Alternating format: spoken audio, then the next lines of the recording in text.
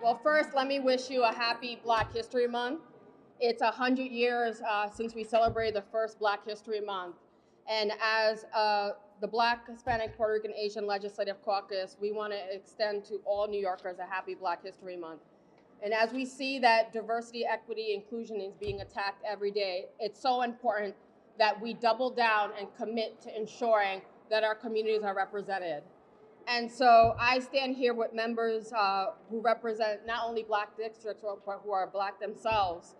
And we know that Black New Yorkers represent 18% of the population, but we know they face many burdens. We spend, as a state, over $3 billion in incarceration, far exceeding the investments instead of investing in prevention. We know that there's a racial wealth gap that's among the largest in the nation, and that we are losing Black home ownership, Black wealth, Black empowerment, and we need to stop the bleeding. And so we want to shift from a public health crisis or a crisis that we are experiencing to preventative measures and stability. So our theme is leading with purpose, and so I'm going to stand with my colleagues to show that thriving is not symbolic. It shows up in our budgets, it shows up in our priorities, and so we're going to have members discuss our Black agenda, which we have presented if you're interested, of bills and budget priorities that we're pushing to empower Black New Yorkers. So we're going to start off with our first presenters, the number twos. You want to come down and present the priorities.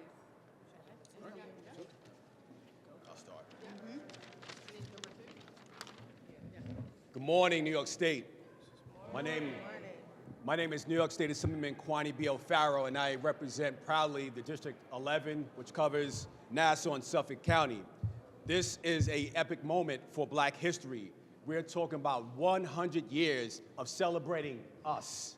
And when we talk about racial equality and equity, one thing we have to talk about is our young people. We need to talk about education and what we're fighting for and enact a minimum $2 billion increase in foundation aid with updated metrics. You see, because, they're celebrating 100 years of us over there. And what we need to realize is that investing in our youth is not necessarily investing in right now, it's investing in all of us. Expanding universal pre-K and full-day preschool statewide. And why is that important? Right? They're excited as well. They're very, very excited over there. But it's important because we have people that are just barely getting by, and they're working 1 and 2 jobs in order to put their kids in school, but their kids cannot thrive and they cannot accomplish their goals because we are lacking the funding. But also investing in the college bridge, right? Making sure that young people don't have to work 2 and 3 jobs so they can fulfill their educational opportunities. But also, there's one thing that we must note is replacing the exclusionary discipline with restorative practices. Why are we disciplining our kids disproportionately, people of color? We should invest in them, we should teach them the right way of how to deal with conflict resolution. But as I conclude, building a workforce and a climate where career populations and pipelines can benefit our Black youth. But I will end on this as a quote. As a former law enforcement officer, the 25 years of service with NYPD, youth investment is public safety. And let's continue to do so. Thank you. Thank you. I am Noah Burrows from the 18th Assembly District in Long Island. I want to say thank you to our leader, our chair, Madam Mikael Salaj. She's been an outstanding leader for us, but also I want to say 100 years is a great feat that we are all here to celebrate and accomplish. And we want to continue to fight another 100 years or how many ever years that it does take for us to become equal. Equal on every playing field is something that I aspire to see this country reflect. And as far as education, I'm a former education teacher from many different levels, from grade 6 all the way to 12. And I've seen so many inequalities be instituted within our school system, and I don't think it's something that people can say it does not affect schools of minorities colors. Schools remain underfunded by $4 billion. Even after recent increases, we're still at a disadvantage. So we're here to make sure that racial equality, but also estimation of exact funds are instituted within our school systems, black students are 2 to 3 more times likely to be suspended. These are things that we need to work on as well. Universal pre-K remains uneven, and even outside of New York City, leaves thousands of children without seats on Long Island and upstate. CUNY educates over 200,000 students. Many are first-generation or low-income students. These are all things that we need to stay focused on. These are also things that I particularly will make sure that I have a foot in the ground hole in changing these situations. And so Foundation Aid is equity. Foundation Aid is equity and equality, and we're looking to seek those things. Thank you.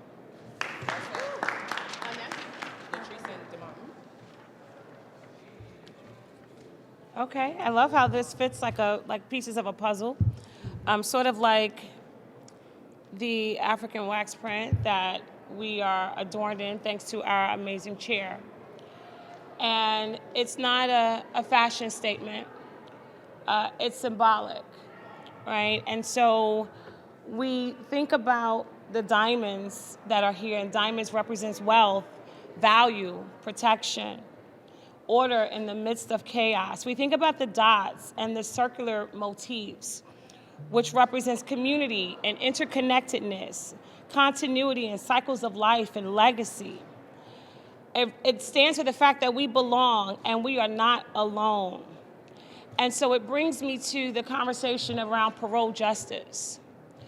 Even though we have so many of our family members, friends, neighbors, who are sitting behind bars each and every day, it does not mean that we are still not community, that we are still not interconnected with them. And so we recognize how important it is to have a budget that is centered around even the least of us, or the perception of those. The priorities that we have include eliminating mandatory minimum sentencing structures. We know that that system has been archaic. It has resulted in people doing football numbers, right? We just had a football specialist here. Clearly it's not me, but sometimes I'm the 12th woman. I know someone who has 99 years in prison, but yet and still we say that we don't have a death penalty here in the state of New York. Tell me the likelihood of that person ever walking out of those doors. We want to expand earned time and parole eligibility. Restore civic participation for formerly incarcerated New Yorkers. Increase transparency and accountability in parole decisions. Enact a New York State Civil Rights Act. Establish a statewide oversight for surveillance technologies and not just allow finances to be utilized as a barrier to growth in this area, including in criminal justice reform. Guarantee access to legal representation in immigration proceedings. We know what the numbers are, and they don't lie. Over 50% of the New York State prison population are Black New Yorkers, and they only make up under 20% of its residents. Approximately $60,000 per year is spent to incarcerate a person, which could be spent on a college education. But again, we don't have our priorities in the right place. We say all of the time that we demand resources for education and not for mass incarceration, and allow that $60,000 number to be a picture for you. So of course, we want to leave you with redemption strengthens public safety, punishment without purpose weakens trust, and civil rights must keep pace with technology. I am Assemblywoman Latrice Walker. Thank you very much for your time. We're also tying in as it relates to criminal justice reform, and these things are absolutely necessary. It's about restoring families, it's about restoring communities. One of those things is the Marvin Mayfield Act, which looks to put an end to mandatory minimums. This is a challenge that has plagued us for far too long. Each individual standing before a judge is their own individual with their own individual circumstances, and with that we feel that a mandatory minimum hurts us as a community, and that's something that we're pushing back against. We're also pushing back against, we're also pushing forward with 13 Forward. I was to tell the average person in society that slavery exists today, and it exists right down the street in our prisons across New York State, they would not believe me. But this is a reality that further perpetuates poverty throughout the state of New York. When you look at these type of challenges, individuals who are incarcerated want to contribute to their community. They want to contribute to their families. Even systems such as individuals who may be on child support. The child support does not stop because they're incarcerated. It continues to grow while one is incarcerated. And what that does is it creates an additional barrier when that individual come home and they're trying to thrive and contribute to society. And one of the things that our great ancestor, Frederick Douglass, stated was it's easier to build strong children than to repair broken men. But one of the things I truly appreciate about that statement, he never told us not to take on the task of repairing broken men. So we have an opportunity and a responsibility to help the children across New York thrive, and we also have that same opportunity to restore families by helping those who are currently incarcerated thrive, not only inside, but when they return home to be active and productive members of our communities. Thank you. Thank you. Say it loud. Black and I'm proud. Say it loud. I'm black and I'm proud. I'm Assemblymember Chantel Jackson. I will choose to be black in every lifetime. I have the privilege of being a social worker and able to talk today about our priorities around mental health, family, and human dignity. And our priorities include restoring and expanding vital access to provider assurance program funding, invest in maternal health and community-based birth supports, because we know that black women are dying at 7 times the rate of our white counterparts. We want to expand access to culturally competent, coordinated care. Very much important, because the reasons that black women are dying are not because of anything besides systemic racism. We want to make sure that we establish sickle cell centers, money that we've been asking for a long time, and we know that black people have been impacted the most by sickle cell in the trait. So we're going to be asking for screenings, we're going to be asking for access, we're going to be asking for research. We also are going to be looking for strengthening behavioral health services and treatment diversion, and ensuring transparency and dignity in medical and correctional care, because we know that women are still being shackled as they're incarcerated and being given prenatal care on their ways to their doctors. And so we know how wrong that is. Everyone deserves dignity, and I'm thankful for our chair for leading us up on these issues. This year, 2026, we're going to get it done for our people. Thank you. Happy Black History every day. I want to thank our chair for her leadership and our team right here, everyone working collaboratively. 100 years of Black excellence, and we have to continue moving in that direction. I am New York State Assemblywoman Monique Chandler-Wardman, representing in Brooklyn, Assembly District 58, East Flatbush, parts of Canarsie, Brownsville, and Crown Heights. Brownfields and Crown Heights, yes. I begin today by grounding us in the significance of this moment. Black History Month is not just it's not just a topic, a conversation, a cliche. It's about leading with purpose. It's about equity. It's about our ancestors fought and paved the way for us to do better and to continue doing better. So when it comes to making sure mental health and there's equity, we want to make sure we prioritize something like Daniel's Law, making sure we push and fully pass that legislation. So this way we can strengthen behavioral health services and treatment diversion.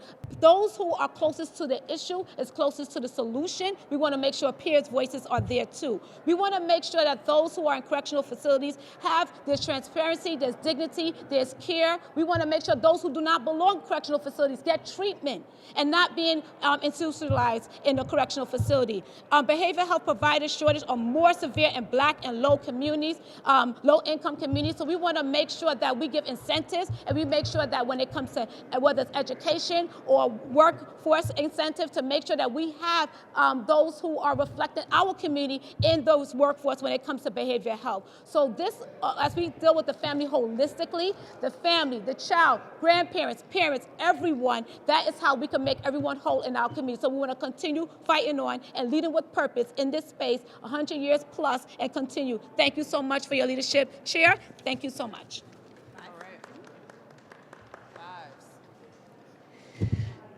Housing is a human right. That's right. I'm going to say it again. Housing is a human right.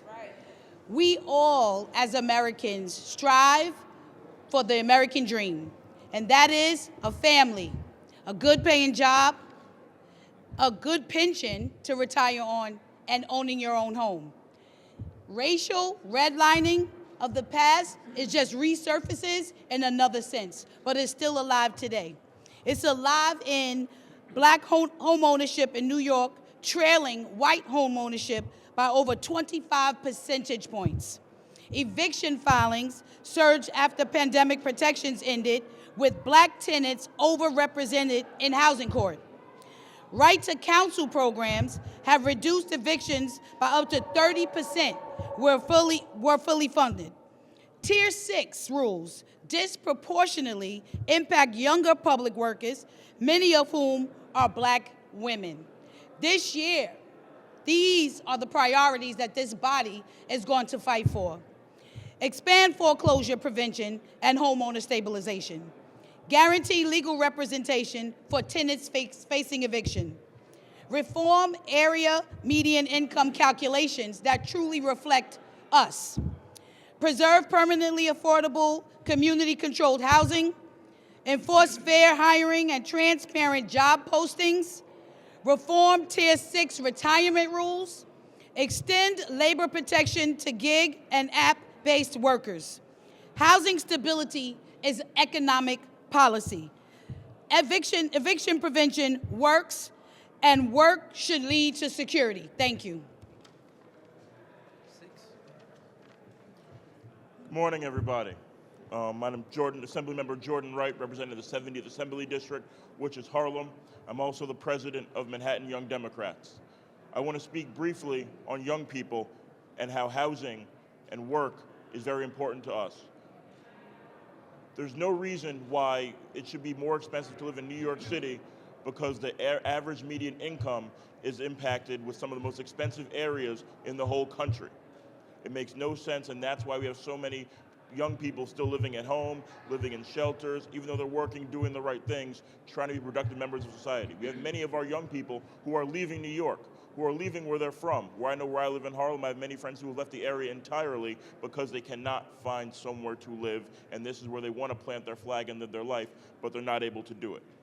This body is committed to making sure that AMI is a fair and representative number for our communities of color, and ensuring that people can go to school, live in their communities, start their families, and have generations and generations of their family in the communities that they live, they love, and they grew up in. Thank you.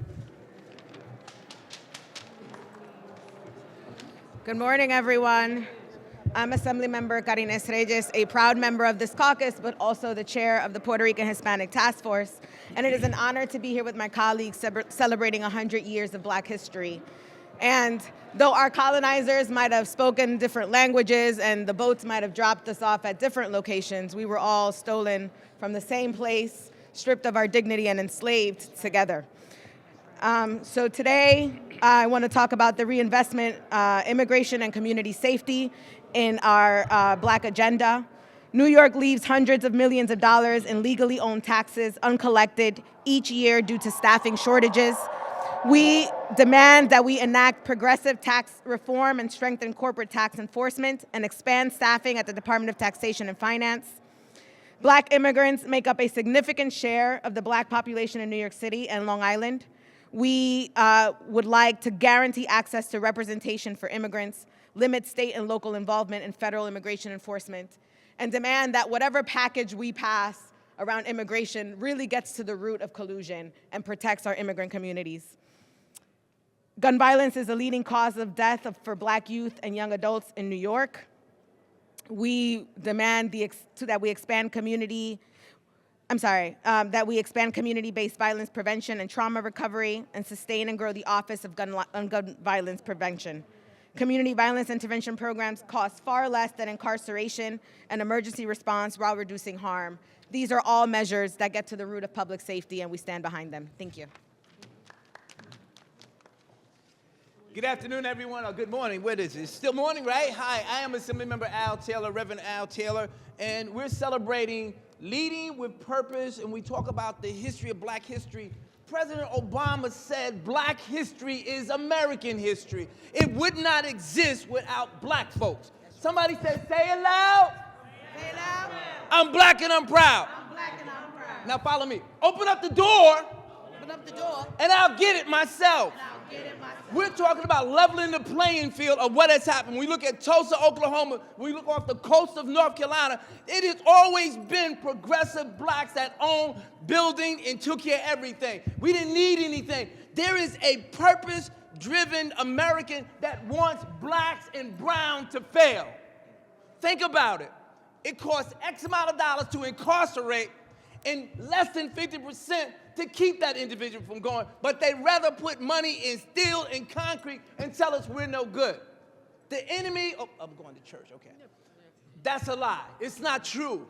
And if given the opportunity, we can transform. And what we're saying here collectively as black and brown legislators, we will advocate for the kids in our communities across this state and for America, because when we win, they win.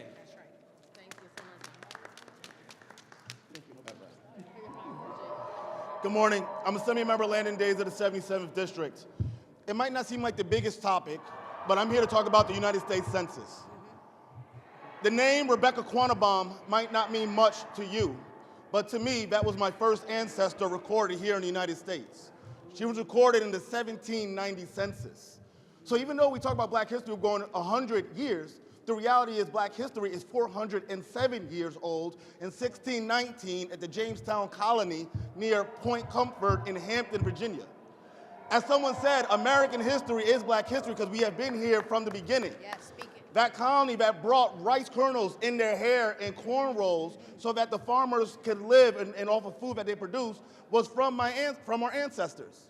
And why I bring it back to 1790 in the first census and why I care to make sure that is in this budget with Chairwoman Szilagyi, who's pushing for it, to make sure we get $15 million for the census, is because by making sure everyone in our community is counted, that is funding for our schools, funding for housing, funding for opportunities. We are talking about economics, social empowerment, and most importantly, the Electoral College. We lost one Electoral College vote by 89 people. That is simply one NYCHA building that probably wasn't properly counted. So by creating an Office of the Census and making sure that we're going to black and brown community, especially when we have a hostile federal government that wants to put an immigration question to quell and quiet the voices of the Caribbean, black and Latino and Asian brothers and sisters, us as African Americans, specifically black Americans, who have been standing up since the beginning, since the 14th Amendment that gave people the immigration rights, that said that if you were born here, you are a citizen of the United States of America, we want to make sure that they are counted in every census so we do not lose one electoral college in New York. And I would actually argue, if we do our job, start the census offices now, I think we could gain a seat because we only have a 62% response rate. If we can get that up to 73%, we can gain one seat. If we get that up to 80%, we can gain 2 seats. And that gives New York 2 more congressional seats, a lot more funding, and a bigger say in our presidential elections. Thank you.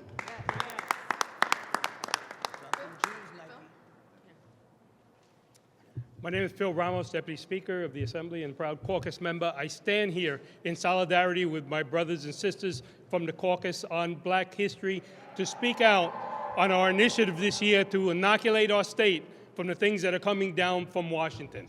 You know, as was said here, Black history is American history, and Black history is also Hispanic history. Black history is immigrant history, and we forget that there was one group of immigrants that came to this country that never got to see that majestic lady with the torch in her hand because they were chained to the bottom of ships. And yet, year after year, we stand here as a caucus on this day and we talk about the initiatives and fighting against redlining, fighting against discrimination. On Black History Month, that is what that symbolized. But this year, we are fighting to preserve Black history itself.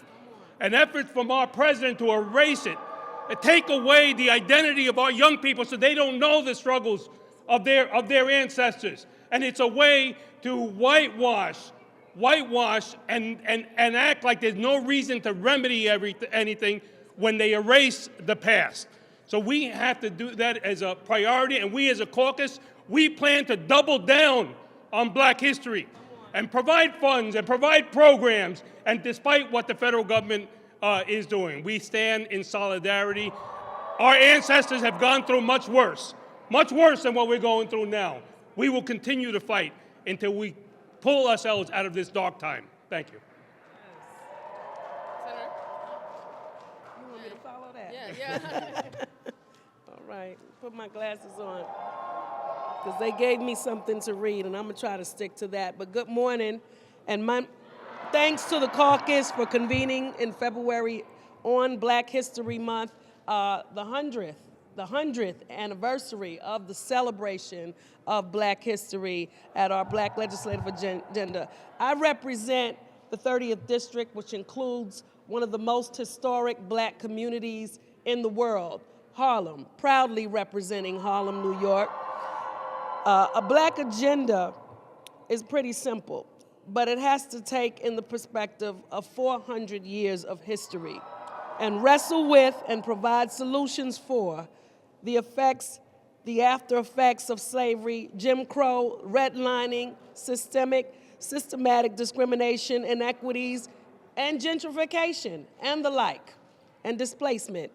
Trust me, a Black agenda would easily be good for all, because it would mean we would have things like universal health care, permanent affordable housing, equity in fiscal, justice, and civic matters, and it would just be the beginning.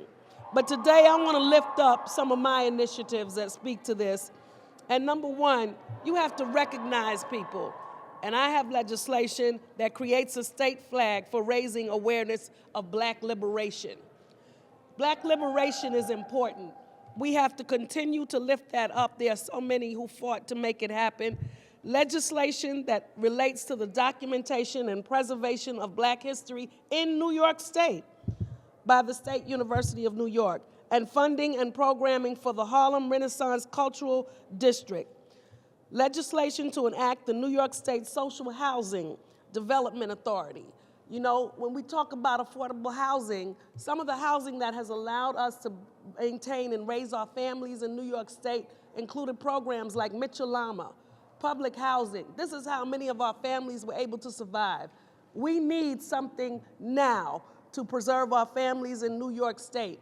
We have documentation of over 200,000 Blacks who have left New York State, not because they wanted to, not because they wanted to go somewhere else, but because they could not afford to stay here in this state. My bills to enact elder parole and jury of our peers are critical to reforming our criminal justice system to make sure that we have proper representation. I hope we make this a productive February in the legislature, and that every agenda is a Black legislative agenda. Thank you. You can go. Yeah. Good morning, everyone. It seems like everything's been said, but everyone hasn't said it. So let me add my piece and just say 100 years ago, we began celebrating the contributions of African Americans to this country. However, this country is 250 years old. So we know that that history has been documented. We know it hasn't always been celebrated. The question for my colleagues under our leadership of our chair is, what will they say about us and what we did in this period 100 years from today? What policies will we enact that will make the lives of our children and our children's children better? That is the question, and that is the fierce urgency of this moment for us. So as a task force, as a caucus, we are committed to leading with purpose and ensuring that all voices across the state, all Black voices, and our Black history is told, but more importantly, the policy we lead today will make sure that our lives are better for tomorrow. Thank you so much. That's it. Oh, Manny? Oh, man. Yeah, Manny. All right, happy Black History Month. Thank you, Chair, for your great work. But today is an opportunity to really reflect on the work that Shirley Chisholm, Rosa Parks, Mahatma Gandhi, Dr. Martin Luther King, Shirley Chisholm have done. That the immigrant community is not the only one on the attack. That we feel that we are on the attack every single day. That people of color, Black and brown, are on the attack every single day. Black history is our history. That's right. It's American history. Yeah, it is. It's all about history. It is. So it's gonna take all of us to continue to come together and celebrate the work, the sacrifice, and everything that have done through decade after decade to make sure that this generation, the future generation, doesn't forget all the collective work that has been accomplished. But let it be clear that when they attack a black boy or Latino boy, there's no difference. They're attacking all of us at the same time. All of us. So today I'm here in honor of those who have passed away to ensure that we have what we deserve. Not a special right. Those are human rights that belongs to us. No matter whether you're black, white, Spanish, those are human rights. And Black history still is a reminder and an inspiration of the work that we as a collective have to do. No matter your color of your skin, it's upon us to make sure we do the right thing. It's never too late to do the right thing. And we're here to do exactly that. So let it be clear that while we're here trying to do the work that has not been done, we have a lot of work to do, is a reminder that we're not going to stop. And that injustice, we see it all around this building. Whether introducing legislation that hasn't been passed, whether it's a resolution, a sign-on letter, with a community of color that we all represent, that we're here fighting to make sure that is a reminder for those that for whatever reason or interest have not delivered for people of color. So in honor of those who made things easier for us to be here today, we continue to elevate their memory, to elevate their soul, their sacrifice, their history. And we say today that their sacrifice and their work and dedication will not be in vain. Happy Black History. And let's continue to fight together, because in unity there's strength. And when we fight together, we win.